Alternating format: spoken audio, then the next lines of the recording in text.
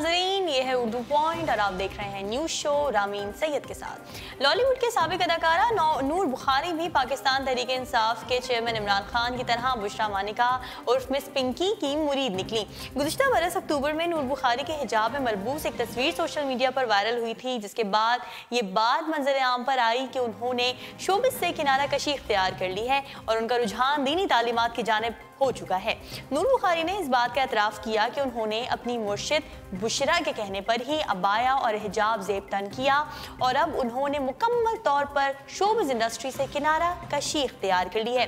उनका कहना यह था कि वो मुर्शिद बुशरा से एक अजीज़ के ज़रिए मिली और उनकी ज़िंदगी में मज़बूत तब्दीली आई। अपने साबिक शौहर से तलाक के हवाले से नूर ने बताया कि कुछ अफवाहें गर्दिश कर रही हैं कि मैंने उनसे तलाक अपने मुर्शिद बुशरा के कहने पर ली, जबकि ऐसा कुछ भी नहीं है। मुर्शिद बुशरा ने कभी नहीं कहा कि मैं वली हामिद से शादी कर लूँ। साथ ही उन्होंने गुफ्तगू के दौरान साबिक खावन ओन चौधरी से शादी की कयास आराइयों की भी वजाहत दे डाली और ये कहा कि ये बात कतई तौर पर गलत है कि मैं दोबारा ओन चौधरी से शादी करूँगी। वाज़ेह है कि बुशरा मानिका गुज़िश्ता चंद दिनों से खबरों की जीनत बनी हुई हैं, जिन्हें PTI चेयरमैन की जानिब से शादी की पेशकश की गई है। इससे कबल खबरें गर्म थी कि चेयरमैन तहरीक इंसाफ इमरान खान ने 1 जनवरी की शब लाहौर में अपनी रूहानी रहनुमा बुशरा बीवी से शादी करके साल 9 का आगाज़ किया। ताहम PTI ने अपने वजाहती बयान में शादी की तरदीद करते हुए ये कहा था कि फिल वक्त सिर्फ शादी की पेशकश की गई है और PTI बयान में मजीद ये कहा गया था कि बुशरा मानिका ने कोई कदम उठाने से पहले खानदान से मशवरे के लिए वक्त जरूर मांगा है। बढ़ते हैं अगली खबरों की जानिब। बॉलीवुड अदाकारा अनुष्का शर्मा शादी के बाद पहली बार अपनी आने वाली फिल्म जीरो के सेट पर पहुंची, जहां उनका फूलों से इस्तकबाल किया गया। अनुष्का शर्मा शादी से पहले शाहरुख खान की फिल्म जीरो की शूटिंग में मसरूफ थी, जहां से छुट्टी लेकर वो इटली रवाना हुई थी। अनुष्का और भारतीय क्रिकेटर विराट कोहली ने 11 दिसंबर को इटली की पुरफजा मुकाम पर शादी की थी, जिसके बाद वो दिल्ली और मुंबई में इस्तकबालिये के लिए भारत आए थे। फिर विराट कोहली इस्तकबालिये के बाद अनुष्का को लेकर जनूबी अफ्रीका रवाना हो गए थे, जहाँ भारतीय क्रिकेट टीम जनूबी अफ्रीका के खिलाफ सीरीज खेल रही है।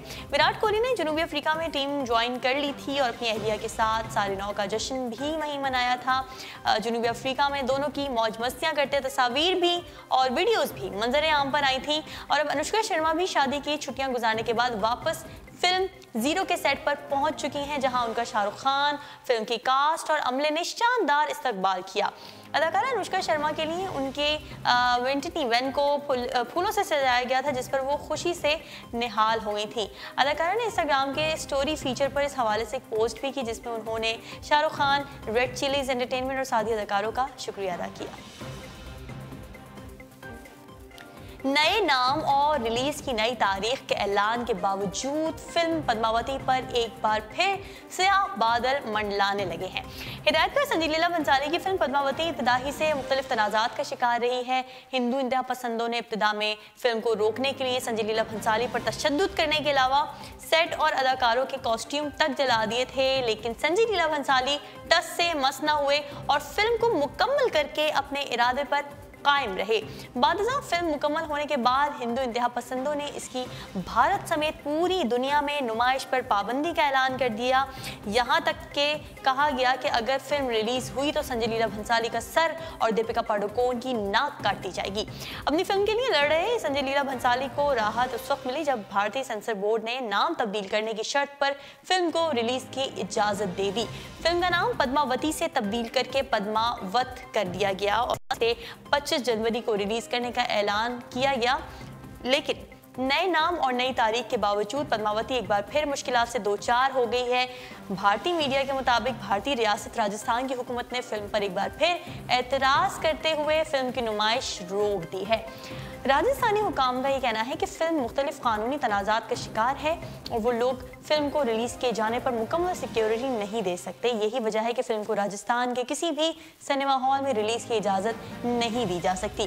रियासती वज़ीर दाखिला का ये बयान फिल्म की भारत में रिलीज़ की तारीख के ऐलान के चंद घंटों बाद ही सामने आया। दूसरी जानिब राजस्थान की वज़ीर आला वसुंधरा राजे ने कहा कि रानी पद्मिनी की कुर्बानियाँ हमारी रियासत के लिए बाइस फ़ख्र हैं, इसीलिए रानी पद्मिनी हमारे लिए तारीख का सिर्फ एक बाब नहीं बल्कि हमारा वक़ार है। हम इस बात की बिल्कुल इजाज़त नहीं देंगे कि हमारी रानी की इज्जत पर कोई भी उर्फ आए।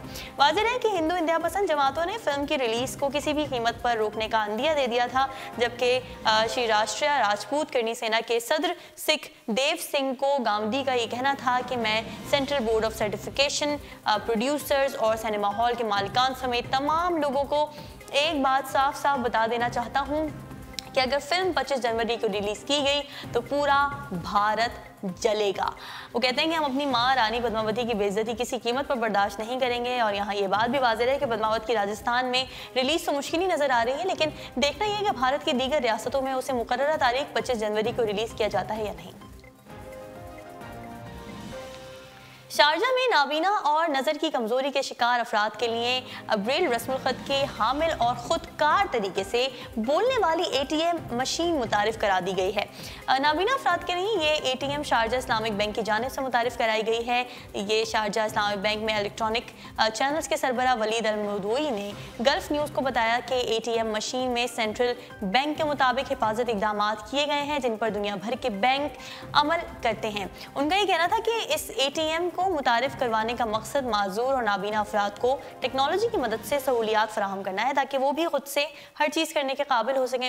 इस ATM में आवाज़ की मदद से रहनुमाई का फीचर भी शामिल है और नाबीना अफराद इसे स्पीकर और हेडफोन्स के जरिए राजदारी के साथ इस्तेमाल कर सकते हैं, जबकि इस ATM में अरबी और अंग्रेज़ी में ब्रेल रस्मुल ख़त का हामिल कीपैड भी शामिल है। इस ATM में एक के बजाय 3 सिक्योरिटी कैमरे लगे हुए हैं ताकि ATM से रकम निकालते हुए नाबीना अफराद को तहफ़्फ़ुज़ फराहम किया जा सके और उन्हें किसी भी नुकसान से बचाया जा सके। इसकी ख़ास बात यह है कि व्हील चेयर पर मौजूद अफराद भी इस ATM को बआसानी इस्तेमाल कर सकते हैं। टेक्नोलॉजी कंपनियों की जानिब से पर्सनल रोबोट्स में मज़ीद जिद्दत लाई जा रही है और उनमें तरह तरह का डेटा फीड करके तजुर्बात किए जा रहे हैं कि उन्हें इंसान के लिए किस तरह से मज़ीद फ़ायदेमंद बनाया जा सके। हाल ही में एक टेक्नोलॉजी फर्म ने दिलचस्प रोबोट मुतारिफ़ करवाया है जो बच्चों पर दादी अम्मा की तरह नज़र रखता है और रियाजी के मजमून में उनकी मदद भी करता है। इस रोबोट का नाम कंपनी ने बडी रखा है। ये रोबोट अमरीकी शहर लॉस वेगस में मुनक्किदा कंज्यूमर इलेक्ट्रॉनिक्स शो में पेश किया गया, जो दुनिया में टेक्नोलॉजी की सबसे बड़ी नुमाइश समझी जाती है। ये नुमाइश 5 से 8 जनवरी जारी रही। ये छोटा सा रोबोट बडी ख़ास तौर पर बच्चों के लिए तैयार किया गया है। ये वज़न और जिसामत में छोटा, शरारती और इस काबिल है कि बच्चों पर दादी अम्मा की तरह नज़र रख सके। इसीलिए इस रोबोट की LCD पर दादी अम्मा की आँखें ही लगाई गई हैं ताकि बच्चे कोई भी शरारत करते हुए इस रोबोट और उसकी आँखों को देखकर महसूस करें कि उनकी निगरानी हो रही है।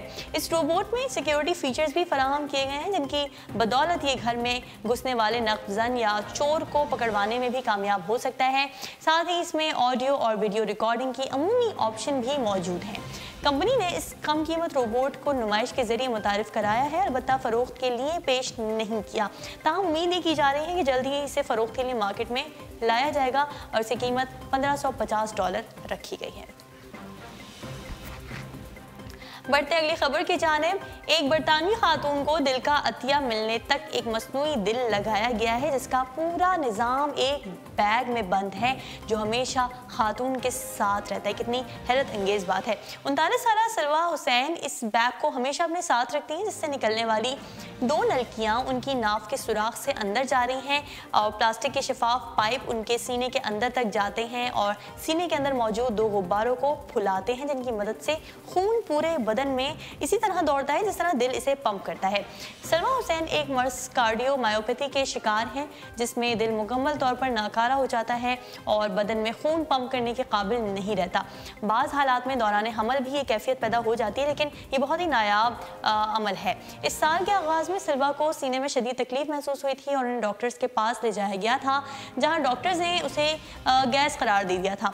ताहम बाद में मालूम ये हुआ कि उन्हें एक हार्ट अटैक हुआ और अब दिल तेज़ी से कमज़ोर होता जा रहा है। इसके बाद डॉक्टरों ने मशवरा करते हुए उन्हें अमरीकी कंपनी का तैयार करदा एक मसनूई दिल लगा दिया है जिसके लिए 6 घंटे का तवील ऑपरेशन किया गया और इस पर 86,000 बरतानवी पाउंड की लागत आई जो पाकिस्तानी रकम में 1,28,00,000 रुपए बनती है। इसी तरह सलवा हुसैन बरतानिया की वो पहली खातून है जिन्हें ये दिल लगाया गया है। मसनूई दिल और उसके पूरे निज़ाम को सर्जन डियाना गार्सिया साइज ने दीगर डॉक्टरों की मदद से नस्ब किया है। जब तक सिल्वा हुसैन को दिल का अतिया नहीं मिल जाता उस वक्त तक ये पूरा सिस्टम उनके साथ रहेगा और वो अपने दिल को अपनी पीठ पर एक बैग में रखकर सफ़र करती हैं। कबल अज़ीम 50 साल बरतानवी शख्स को ये निज़ाम लगाया गया था और खुशकिस्मती से 2 साल बाद उनके लिए दिल का अतिया मिल गया था, जिसे मरीज़ में मुंतकिल कर दिया गया था और अब वो मामूल के तहत ज़िंदगी गुजार रहा है। सिल्वा हुसैन ने नए साल पर खुशी का इजहार करते हुए अपने अहले खाना और काबिल डॉक्टरों का शुक्रिया अदा किया। नाज़रीन, किस्मत की देवी जब किसी पर मेहरबान होती है तो गरीब से गरीब तर इंसान की भी तकदीर बदल जाती है और ऐसा ही इस भारतीय जोड़े के साथ हुआ, जिनका 2 बार नाकामी के बाद तीसरी बार में 12 मिलियन दरहम की लॉटरी में इनाम निकल आया। अरब मीडिया के मुताबिक अबू ज़हबी में भारतीय नजात शख्स इस वक्त हक्का बक्का रह गया जब उसे फ़ोन पर 12 मिलियन दरहम की लॉटरी निकलने की खबर सुनाई गई और समझा कि कोई उससे मजाक कर रहा है, क्योंकि अमूमन मजाक ही होता है। हमें भी अक्सर कॉल जाती हैं कि आपका ये निकल आया है, आपका वो इनाम निकल आया है, लेकिन वो मजाक ही होता है। तो जनाब 12 मिलियन दरहम जीतने वाले हरी कृष्ण ने खुशी का इजहार करते हुए कहा कि जब मुझे खातून ने इनामी लॉटरी निकलने का बताया तो इब्तिदा में मुझे लगा कि कोई मुझसे मजाक कर रहा है, जिसके बाद मैंने खातून को फ़ोन होल्ड करा के अपनी अहलिया को कॉल करके तस्दीक करने का कहा, जिसके बाद उन्होंने अपने ऑफिस से तस्दीक करके मुझे हैरान कर दिया। हरी कृष्ण ने कहा कि ये लॉटरी उनकी पहली कोशिश नहीं थी, बल्कि उससे कबल भी 2 बार टिकट खरीद कर नाकाम रहे थे, लेकिन तीसरी बार किस्मत ने मेहरबानी करके वारे नयारे कर ही दिए, जिसके बाद से अजीज़ व अकारिब और दोस्तों की तरफ से मुबारकबाद के पैगाम मौसूल हो रहे हैं। हरी कृष्ण की अहलिया का ये कहना था कि 12 मिलियन दरहम भारतीय 20 करोड़ रुपए जीत कर बहुत खुशी हो रही है और हमें घूमने फिरने का बहुत ज़्यादा शौक़ है और इतनी बड़ी रकम को बच्चों की तालीम और दीगर जिम्मेदारियों को पूरा करने के बाद खाने पीने और सयाहत पर खर्च करेंगे। उर्दू पॉइंट्स अब तक के लिए इतना ही। मज़ीद खबरों और अपडेट्स के लिए आप विजिट करते रहिए हमारी वेबसाइट www.urdupoint.com। फिलहाल रामीन सैयद को दीजिए इजाज़त। अल्लाह हाफ़िज़।